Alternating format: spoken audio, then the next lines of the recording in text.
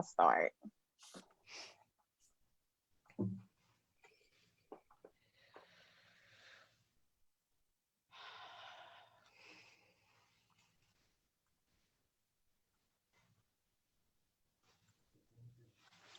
Hello and welcome to Action Greensboro's The More You Know, GSO. This is Action Greensboro's online programming to share and discover unique Greensboro stories about art, history, business, and culture.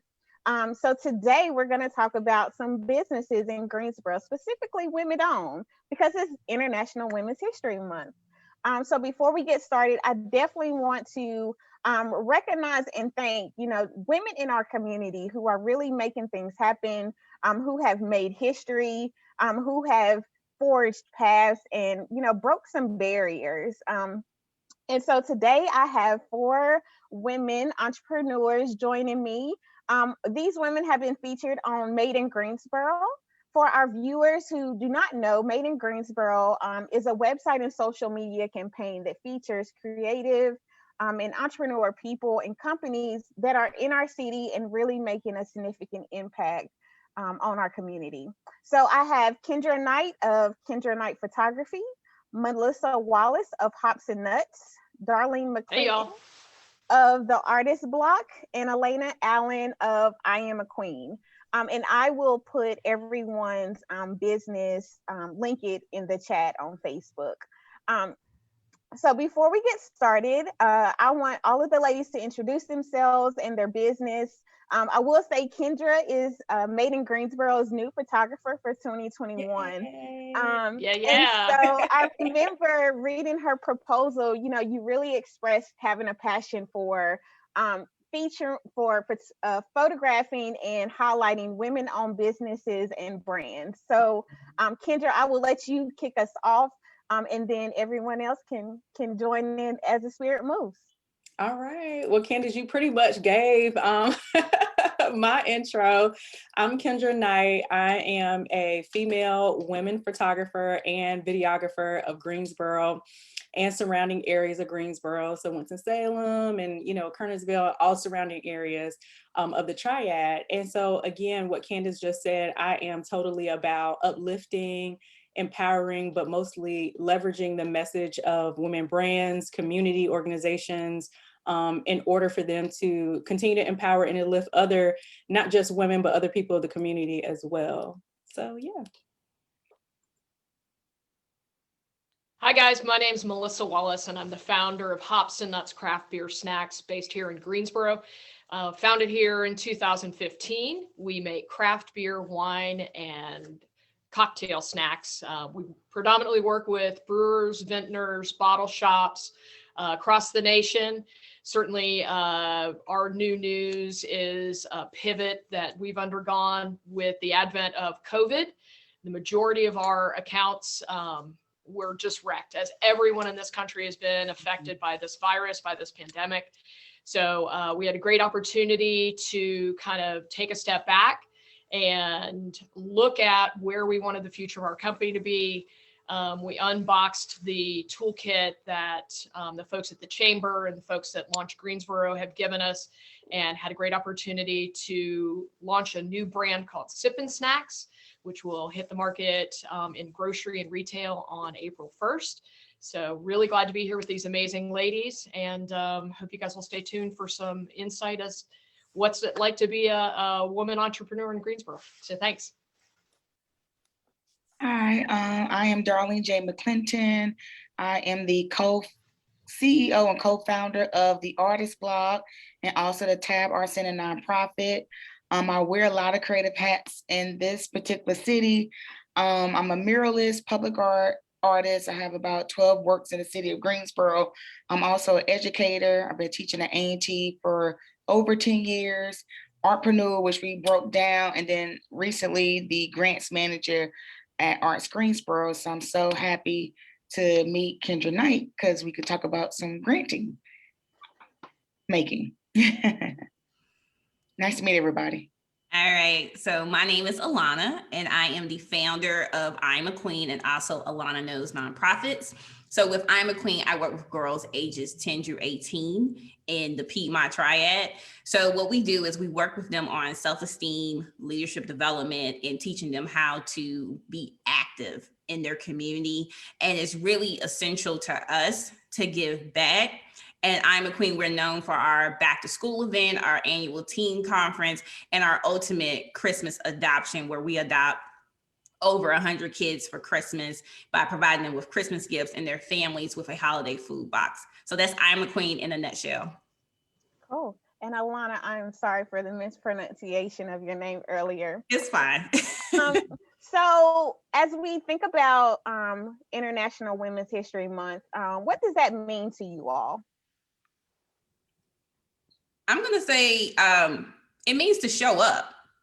I think in this time period where women are at the forefront, it is time for us to keep showing up for ourselves. Like, we have to work on ourselves. We have to continue to manage multiple things, but I think you should center yourself in showing up. How can I show up today in my career? How can I show up today for myself? How can I show up today just for my health? So that's what it means for me.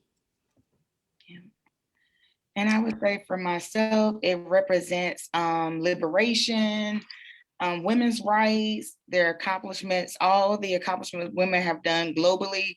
I just think it's a time we should celebrate women's history every single day, just like everything else that's being celebrated. But I know like this month really gives us a time to reflect on the trailblazers of women that really came before us. And it's a great time to celebrate each other. And like Alana said, just showing up and showing out. Yeah, I think I would say, go ahead, Michelle. I'm sorry. No, you got it. You got it.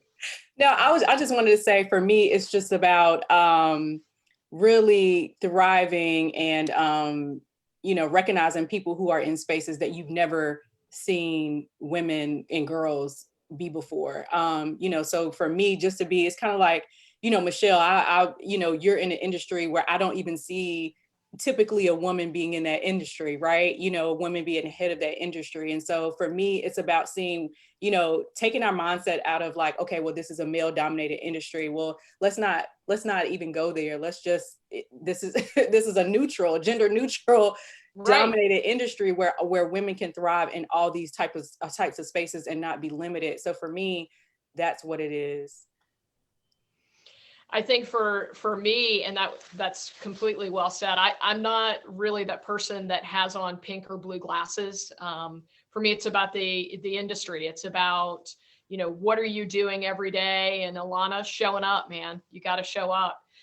Whether that's in education, you got to walk the walk. For me, I think the fact that we get a whole month is empowerment, certainly. But I also see it as a gut check. Like, let's check ourselves.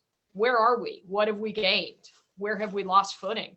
And I think I love the phrase being present, because I think we are all a lot more mindful if you see somebody that's like you, then you can be that person. If you see that there are female CEOs, if you see that there are women in professional sports, and it just, the list goes on, then that kind of gives you that little piece of confidence that says, well, shit, if they can do it, then I can do it too. So I think for me, that's, let's open up the doors and let some light in and shine the light on what's here, but let's also have a little gut check and see where we can go. I like that. Okay. So as we think about Women's History Month, this is kind of a two-part question.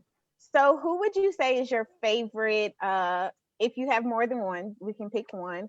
Who is your favorite historical female figure, and kind of what do you admire most about her?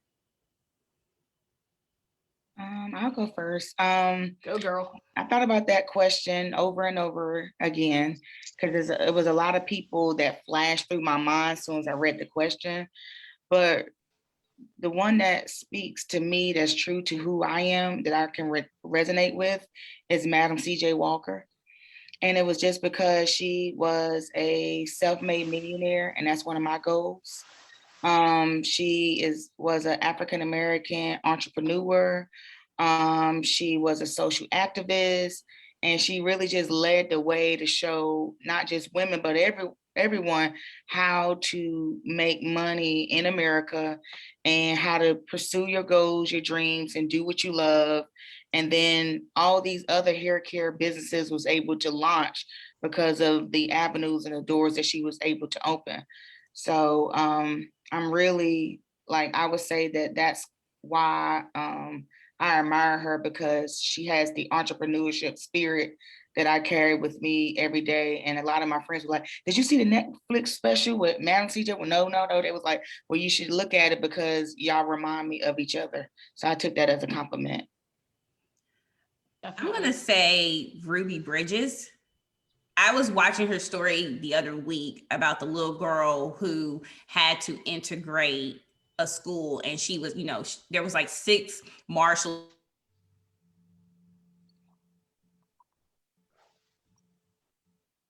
Rose. that had to walk with her daily. And am I here? Yeah, you good. You froze for a second, but you back. Keep going. Okay, sorry. It was good. I like where you was going. Okay. Yes, I was talking about Ruby Bridges and talking about her from the perspective of her courage, her bravery, and like being a child and not really knowing what she was doing. But then the aftermath, she didn't have the hate in her heart. She actually could understand and be understanding of the time. So I think I look up to her.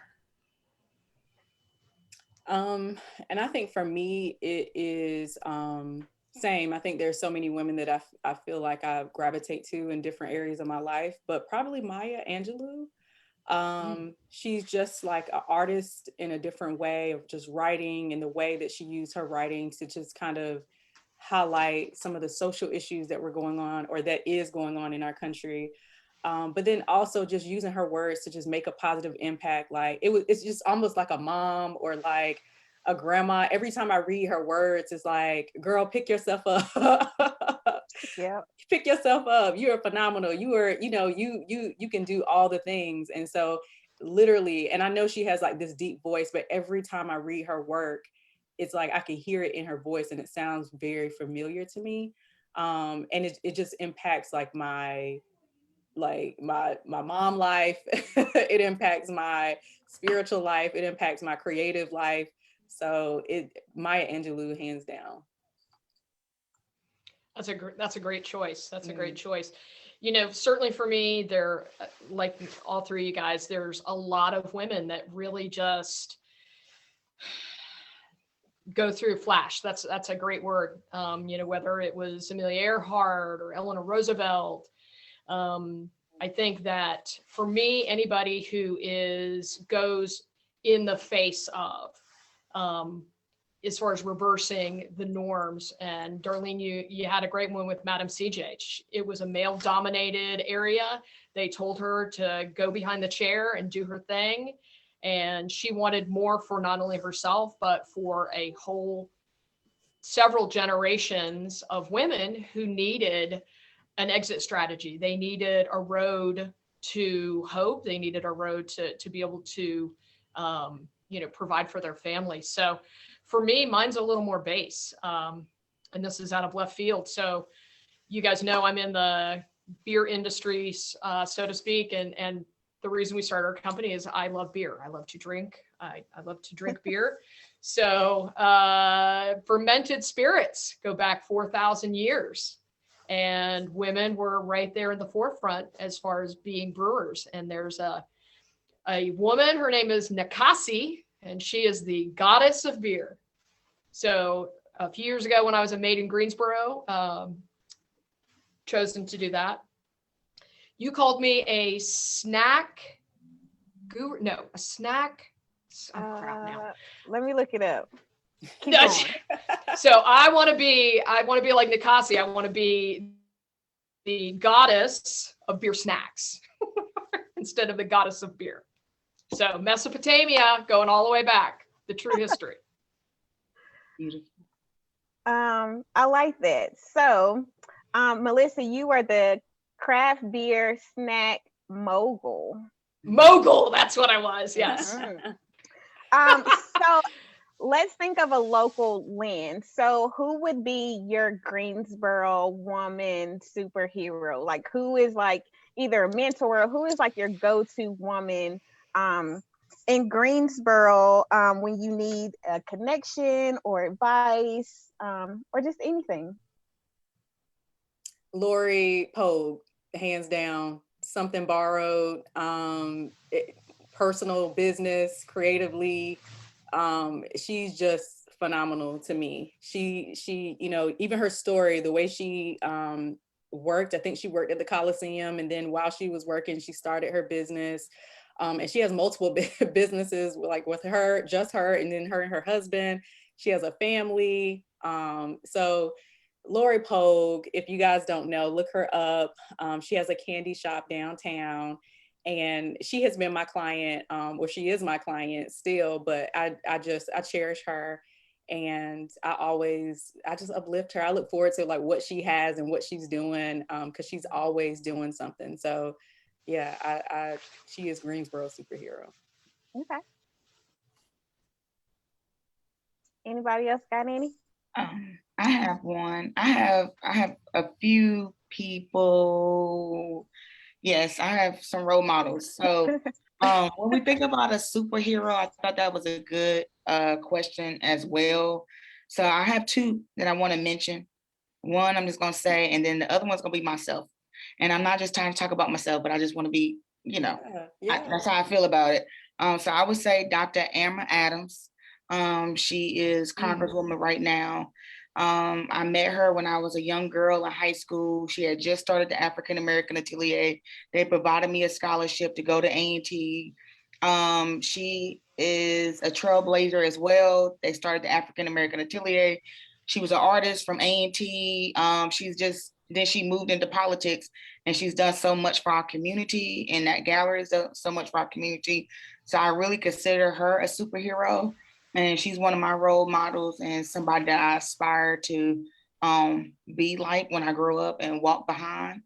And then one of the reasons why I say myself is when I'm been in Greensboro for 10 years, make it really short. But since I've been at A&T, I've raised over $20,000. I've given out scholarships. I opened up a business that has provided lucrative opportunities for all types of artists throughout the state of North Carolina. I've just created a hub where people are able to make money from what they love. And I put the community first before I put myself first, for them to be able to eat. And then hopefully when we get through the pandemic, I can start, making money again. But that's why I say that it's a lot of things that the Artist Bloc and my business partners, we have all done to really lift up this community in a way that people would never, ever can dream of or imagine of. Helping people with homelessness, food. I mean, we've done it. And at ArtsGreensboro, I took our percentage from 34% to over 1,400% in less than a year with my outreach in terms of reaching out to the BIPOC arts community. So that's why you gotta celebrate yourself. You gotta celebrate, encourage. I mean, if ain't nobody else gonna do it, you gotta do it for yourself. So I love it. I love it. Me too. Me too. Melissa, before we continue, what was spell your historical figure's name? We had a question on Facebook. Ninkasi. Ninkasi. Yeah. And everyone on Facebook is loving the women figure. So just FYI. Right on. So for me, my Greensboro superheroes, it's going to sound like a doggone commercial for the Chamber of Commerce, but here it goes. Number one superhero is no longer with us, Kathy Lester. Kathy Lester, she could walk into a room and make everybody feel like they were the only person in the room. Then in that crazy web of brain of hers, she knew who needed to talk to who would be besties, and who could really fill in, whether it was emotionally, spiritually, connection-wise in the room. I always appreciated that about her, and I strive to be in a networking mindset. I strive to be just like Kathy Lester. She never had an enemy. She never had somebody she'd never met before. And so for me, that's certainly what I'd like to bring to the Greensboro business community for sure. Her partner in crime over at the Chamber, Deborah Hooper. Let's talk about somebody who was a trailblazer in journalism. She was at FMY way before anybody. You know, there were no station managers, general managers that were women. And that girl's plugged into just about everything. And I appreciate that so much about her. She has a great sense of style. She has a beautiful, gracious manner that I think really does well for the Chamber and what the Chamber is supposed to do for all of us. So my third one, shout out, got to go to Luann Flanders Stack, my mentor over at Launch Greensboro. I don't really go through many major considerations or decisions without running it by her first. Trust her business knowledge, her savvy, and I think she's just, she and her team are just an untapped resource for the entrepreneur community. And so those would be my Greensboro superheroes. And the Chamber and Launch Greensboro is family to Action Greensboro. So I can definitely agree with each lady you mentioned. And I'll announce a program with Launch Greensboro that's happening today for our viewers. So if they want to join in and kind of see all the things that they are doing. That's it, Capital Connects. That's it, yep. Awesome. I would like to add my go-to people that I use as for advice would be Chanel Foster for Footsteps to Follow and Renee Cleveland. So whenever I'm going to make a serious decision that could impact kids in our community before we like take any additional steps or just any type of change, I go to them first because I believe that they have my best interest at heart and they're going to tell me the truth. So I appreciate them for their leadership and like their commitment to I'm a Queen. When it comes down to business advice, someone I look up to is Chiza Penix Brown, that she like helped me to start my consultant business. Like she was the one who walked me through the entire process. And whenever she's doing something, she always reaches back out to me. And then the last person would be Mrs. Shirley Fry. So I interviewed her a couple years ago when I started at A&T in alumni relations. And the first time I ever interviewed her, like I cried because she had did so much for the community. And I literally saw myself, like I saw her as a mirror. And I'm hardly ever emotional. So for me to be emotional about talking to Mrs. Shirley Fry and just to see the impact that she has made in Greensboro, that was like one of those things was like, for me, it was like, you have really big shoes to fill if you're talking to Mrs. Fry. So those are like my 3 or 4 technically. Yeah, Miss Fry, I mean, she's just a sweet spirit. I mean, you can feel it when you're around her. I remember when the city's tribute to women at Barbara Park opened. I remember I was like, I gotta find Miss Fry. I gotta get this picture right here in this atmosphere. And it was just amazing. I mean, she's just always so sweet and encouraging. So love all of them. This may kind of be a repeat, but if it's something different, please mention them.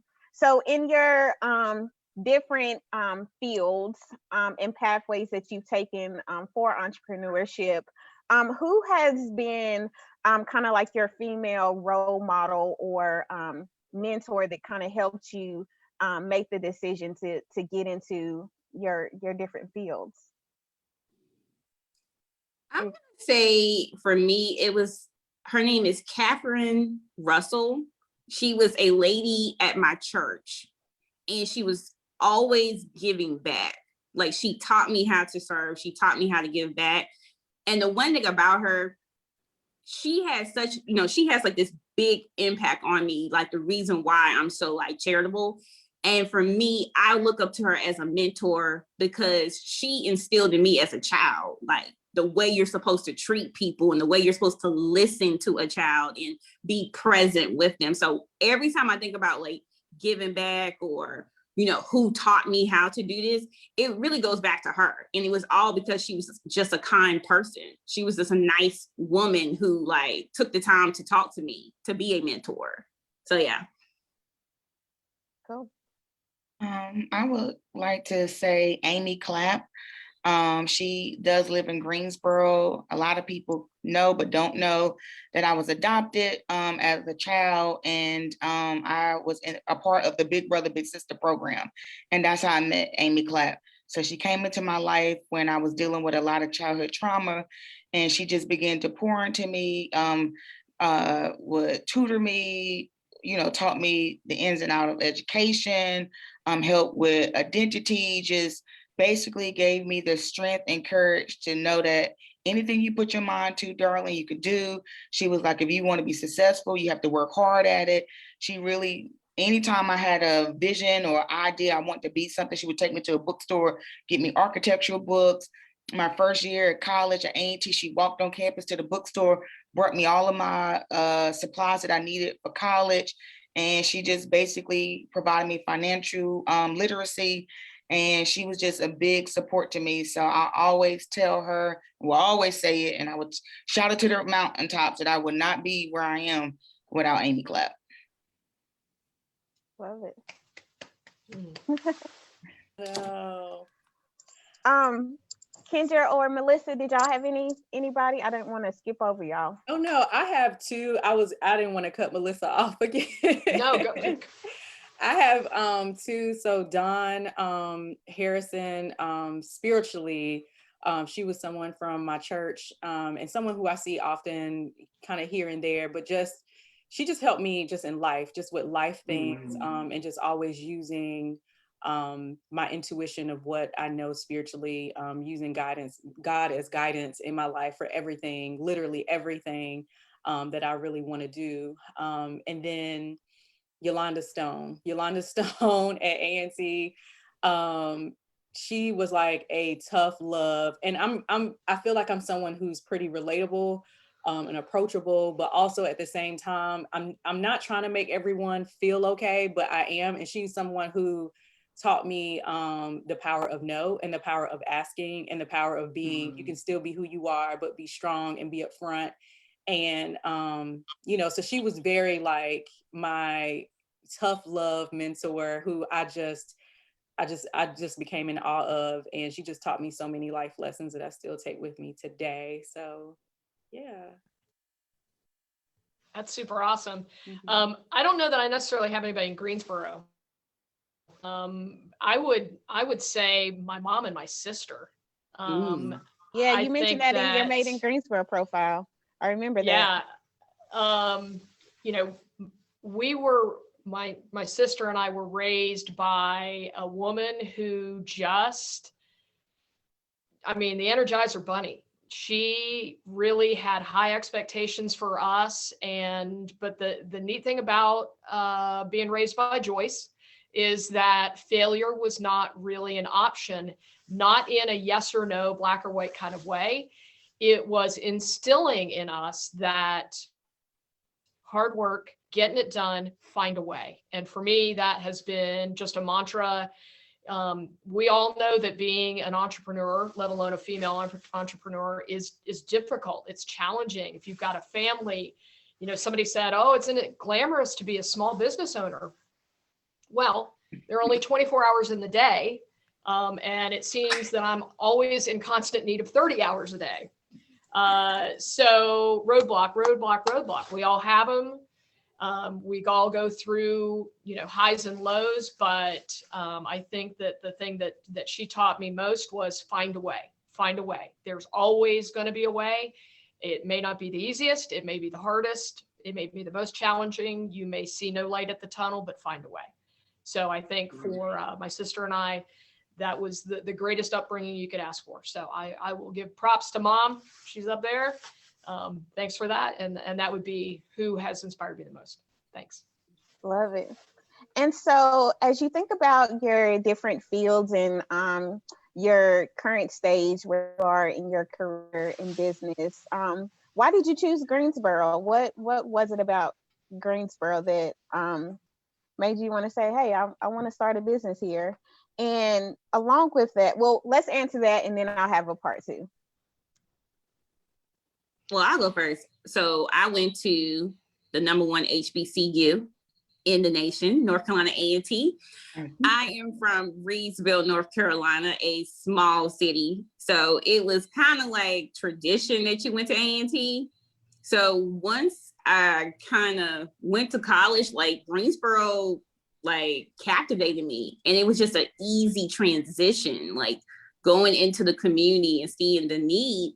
So it was just easy for me to really tap into the resources. Like I started at Windsor Recreation Center, like giving back there. And that's like right on the other side of the street of A&T. So it was a very simple choice because I was already here due to college.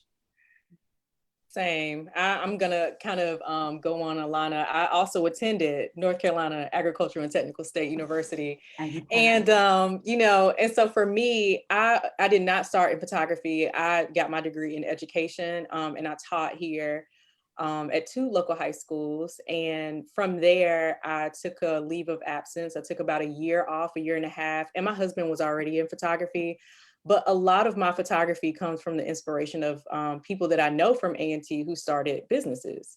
Mm-hmm. So once they started businesses, they supported a local creative, a local photographer like me to help them brand their businesses. And it just went from there. So. I would say that I'm originally from South Bronx, New York, but I was raised here in Greensboro. And after I graduated from North Carolina A&T State University, Aggie Pride, I moved to Washington, D.C. to get my MFA in painting. And I would come back often, like once a month or every 2 months to visit Greensboro. And when I thought about a place to build a business, I knew I wanted to come back to Greensboro. 1, I wanted to give back to my community, which is Greensboro. And then 2, I wanted to build something where my family could have a legacy as well. So that's really why I really intentionally moved back to Greensboro to give back to Greensboro. And I gave myself a 7-year plan. But when you open up a brick and mortar, it's like having a child. You just can't get up and leave. That's true. I like it. Let's see. So I seem to be, will you guys vote me in as like an honorary A&T? Yes. So I came to Greensboro, starting in an education journey at UNCG from Atlanta. And I knew that I didn't want to live in a big city anymore. Atlanta had grown so much. And it had gotten to a point where I would come back and forth. I went to college just south of Pittsburgh. So I would come back the summers and the traffic was crazy. And I wound up working at the Atlanta Journal. And back in the day before you could post your stories through the internet, you used to have to file downtown. So I was with an affiliate and it would take me close to an hour to drive 20 miles. And that was just not any way that I wanted to live a life. And so Greensboro to me, and there, so many folks are, oh, Greensboro, it's so small, it's so this, it's so that. I tell you what, we've got the best of everything. When you look at the fact, and if we can't find it here, we can get to wherever it's being offered pretty damn quick. If it's, if there's a cultural thing that we're missing, well, we can be to DC in 4.5, we can be to Atlanta in 4, we can be to the mountains in 2, we can be to the beach in 3. So for me, we're centrally located at the crossroads of, I think, everything. But we have such a manageable way of life here. The nice part about Greensboro is that it is a melting pot of people who are from other places, metropolitan areas that are influenced and give us that growth factor. From big cities. And then we also have our folks who were born and raised here who know the meaning of hospitality, the meaning of neighborliness, the kindness that is part of being in a smaller city. So we love Greensboro, we're not going anywhere. And so I'm happy to call this place home. 30 years. That's what we like to hear. So how are you going to use your craft, your business to make history right here in Greensboro? You chose it. So what is your history marker going to be? Wow. Certainly right now we're going through a lot of discussions with corporate players in grocery. And first thing they say, where are you? Greensboro, North Carolina. Thank you so much. So I think that the nice part about Greensboro is that we already have some folks who have laid some track in my industry. One of my mentors, Marius Anderson with Creative Snacks, just got bought out by Kind. He has built a multi-million-dollar snack food company. And because we are in such close proximity to the interstates, transportation hubs, it makes it a lot easier for us to be able to accomplish what we want to here. So, Cool. I would say my mark would be to be able to provide a foundation, a center for girls to be able to go to, especially girls of color, to be able to go get mental health resources, if it's meditation, if it's just, I need to talk to someone. I want to be known as a healing place for Black girls or girls of color. And I want it to be foundational. Like I want it to stay in Greensboro, but I want to be able to go outside of the state and bring people back into this city to be able to offer resources for girls and women. But I just want to be known for just helping teen girls become leaders and helping them to see, like, become one day like a vice president or the president of the United States or a CEO. Like I'm preparing girls to do that. So I want to be so I want to be able to like have like that training center where like when girls walk out, like they're walking out as different creatures, like they've been reborn for greatness. So that's the mark I want to leave. Love it. Thank you. Darlene or Kendra, did y'all have anything? I would say that I'm already leaving marks. And that's one thing I love about me being a public artist. And that's what made me get into public art. People have asked me, why do you love public art? Why did you get into it? I've always been an artist that wanted to leave an impact. I never wanted to be an artist that died and nobody didn't know who I am, what I was doing. My art was just down in the basement. Nobody ever got a chance to see it.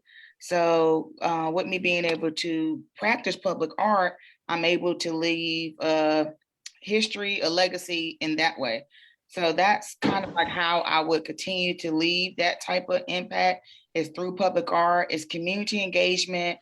My students are out there with me, so they're learning the business of art.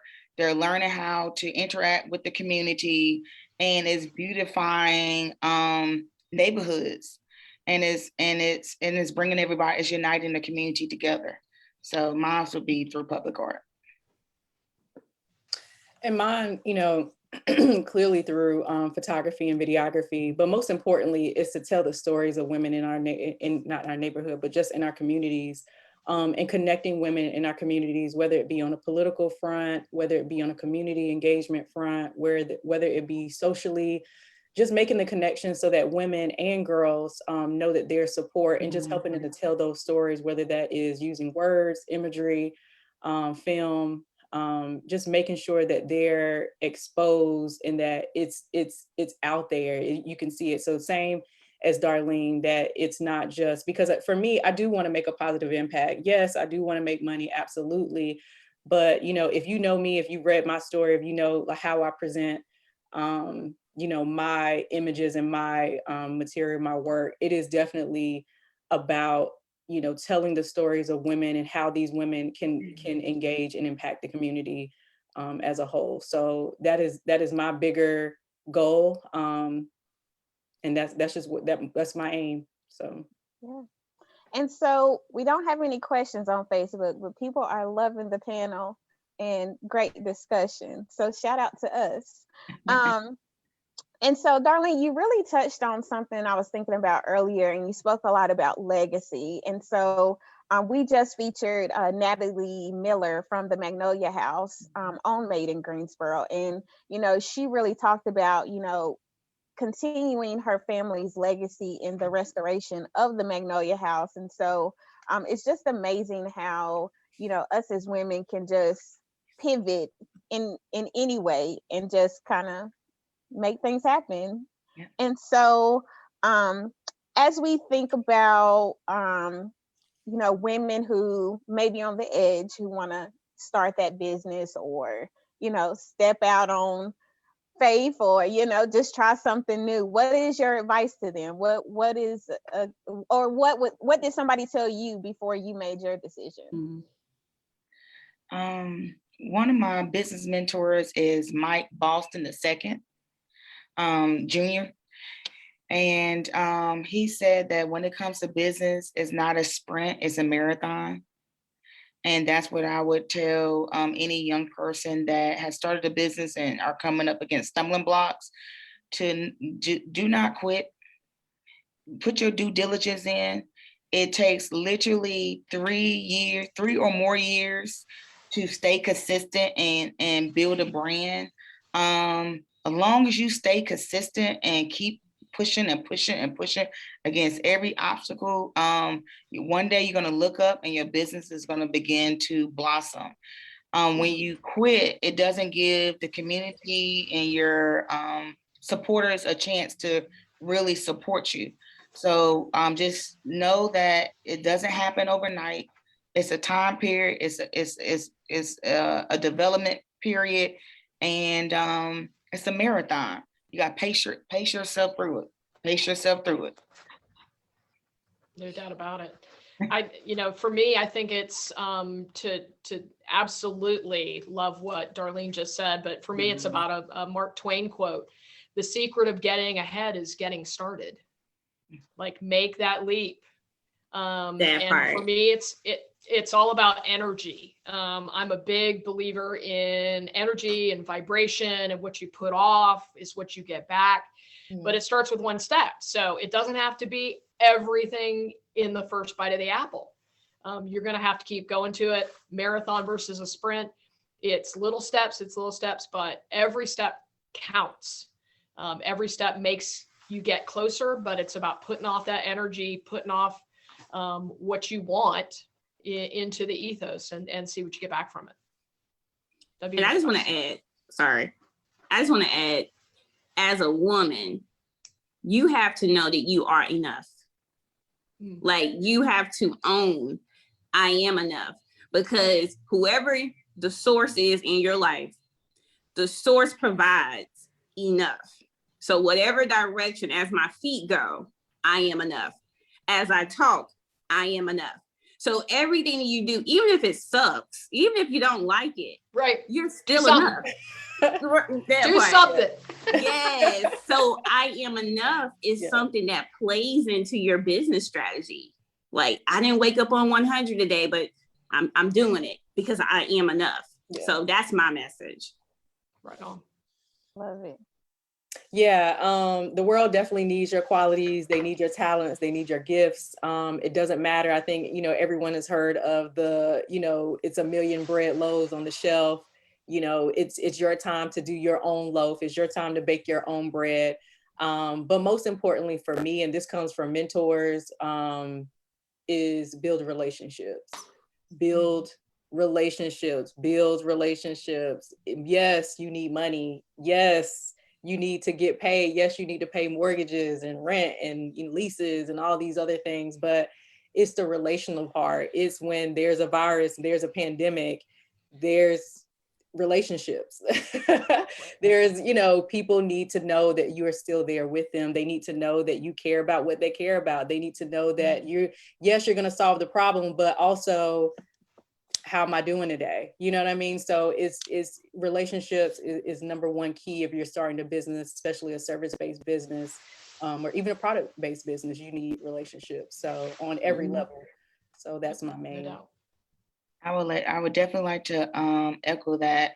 And I want to share one little thing, Candace, before we move forward. I was talking to one of my homegirls yesterday on the phone. She's always talking to me. I want to start this. I want to do this. I want to do that. And I was like, well, your first step would be to move to the market, because the type of business that she wants to open up is not a good business for Greensboro or North Carolina, state of North Carolina. Just take that out the plate. And I said, but you have two jobs that basically you work from home. And if you work from home, especially during the pandemic, you can just take your computer, move to a state, you're still going to, receive a paycheck. And it was hard, that conversation was I started seeing that she was getting frustrated about the things I was saying. She was like, well, I can't see. I said, well, another thing, it starts with vision. I was like, but I just want to back up really quickly. I was like, it's not for you to see. It is not for you to see. You have to take that first step. Going back to what Melissa said, you just have to take the first step. Once you take the first step, it's like being in the darkness. And every step that you take, the light begins to shine. Mm-hmm. You have to just do something. You have to do it. Just like Nike said, just do it. That's real. Yeah. You just have to do it and know that everything will be okay if you have a plan, if you have a vision, but you can't be afraid to take that very first step, because then you will get to a place where you'll say to yourself, I shoulda, coulda, woulda. So I do want to encourage people, just take that first step. It's nothing to it, but to do it.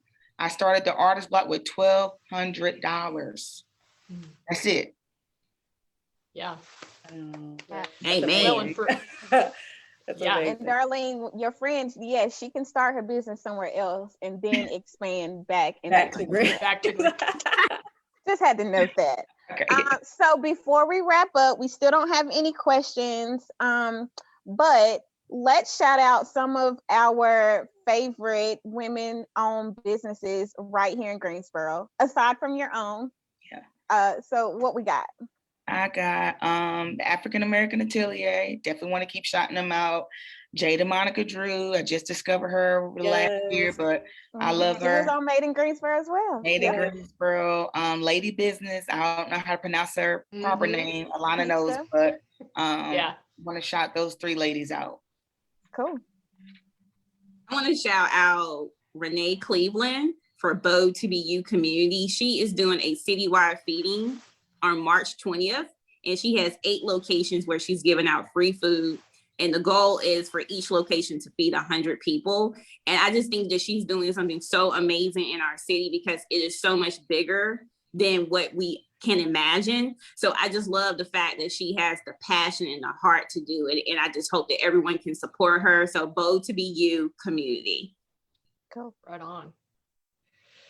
I got to go with home cooking. So my shout out would be to my sister. She's the owner of Blueprint the Salon, which is in downtown Greensboro. She has taught me more about discipline, about image, makes me look good on the daily, but somebody who has the tenacity to get up and in a very professional, image-driven way, go about her business, go and rock it out for clients, for staff. This past year for salons in Greensboro, it has been hard. It has been super, super hard. And she really laid a foundation and a groundwork that got her company through the pandemic unscathed, with no days of closure other than what was mandated by the governor. But certainly somebody who has made me super aware of public vision, internal vision, image, and how much it means within the first 5 seconds of everything that you do, how you present yourself in networking, how you present a product, how you start a Zoom call. Certainly somebody who just makes me really aware of strength and image. So shout out to Blueprint the Salon and Hillary Wallace. Yay. For me, it's Triona Kearney with Shine Beauty Studio. I know Ladonia Alfred Jeffries, HBC Homecoming Book, of course, Lori Pogue, Jada Monica Drew, and Jada is actually my cousin, y'all. So yeah, so home cooking. Yeah. So her, and I feel like I had someone else on the tip of my tongue. I'll say them later, but yeah. I love how we're all connected in some way. I know. And, it's crazy. Wait. It is. And Melissa's honorary Aggie. That's right. I'm honorary Aggie. Exactly. And I will go back and put everybody's Made in Greensboro profile in the chat so people can learn more about your stories and your businesses and how you got here in Greensboro. Before I wrap up, are there any other last minute thoughts or anything that you ladies want to add? I just want to say thank you. Yeah. I mean, Yes. you didn't have to give us a platform for an entire hour, but I appreciate the fact that you're able to elevate the message of women who are doing things in Greensboro, and we're making an impact, and we just want to see change happening, and like we're doing the daily work. So just thank you for giving us that extra push that some of us need, because we're sitting at home and we're working, but Right.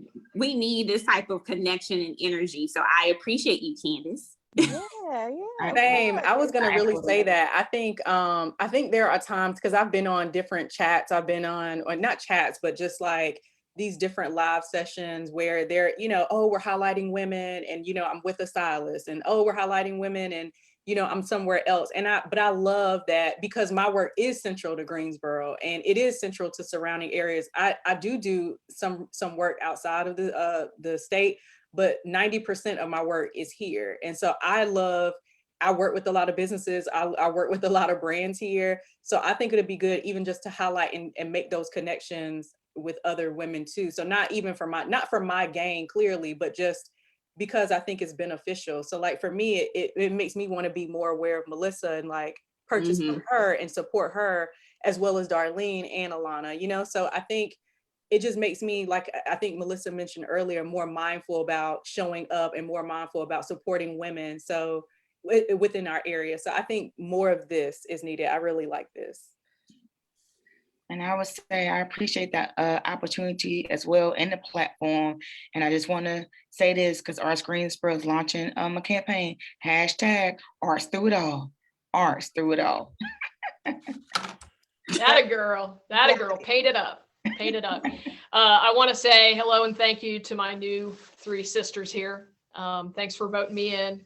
Yeah. Don't be afraid to yell out. No. I can, hang out anytime. We can do this little Zoom thing. It's been a pleasure to hear your grace. It's been a pleasure to hear your story.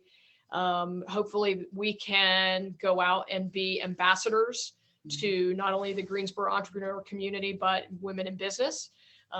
Strength and unity, and a great message of hope and inclusion. So I appreciate it today. Thanks, Candace. Yeah. And Ladies, so, best of luck. of course. And we will make sure to keep everybody in the loop. And we have this session every second and fourth Wednesday. So we may have to do a quarterly women panel, because as I said earlier, we got to motivate and encourage each other. So I will say, for anyone watching, Made in Greensboro is submission based. So if you know not only a women-owned business, but any business in Greensboro that you think is really making an impact in our community, feel free to submit them through our website. It is madeingreensboro.org or .com. Just look up Made in Greensboro. We got you. Thank you. That's it. But Looking forward to seeing Kendra's work. As earlier as I mentioned, Launch Greensboro, which is our sister organization, they are hosting their premier event today called Capital Connects. This afternoon at 4. Registration is required, but it's still open until 2:00. So you got about an hour to register. This event connects entrepreneurs who are seeking capital for their company. So 14 entrepreneurs will be featured in this event. So I encourage you all. There are some women-owned businesses, so we can shout out and support them. Just take a look and really support these locally owned businesses. And Launch Greensboro offers so many opportunities for entrepreneurs, and we have other organizations in our community that can meet entrepreneurs at any stage in their life. And so Launch Greensboro they can definitely plug you into the ecosystem of entrepreneur support and get you plugged in at any stage. So I definitely got to highlight them. As I said, we host this every second and fourth Wednesday. So On our next one on March 24th at noon, we'll be highlighting the downtown Greenway. So I'll have artist Radcliffe Bailey joining me, and he's going to be talking about his plans for the Freedom Cornerstone, which is going to be right by the Magnolia House, which we featured earlier.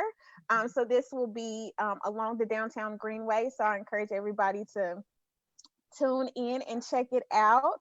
I will put the link for Capital Connects in the chat if anybody wants to go ahead and register. And I think that's it. I will encourage everybody after this, go find a woman in your life who has been influential to you and just let them know, give them their flowers, write them a letter, write them a note, a text, whatever. But let's continue to encourage women, not only during Women History Month, but throughout the year.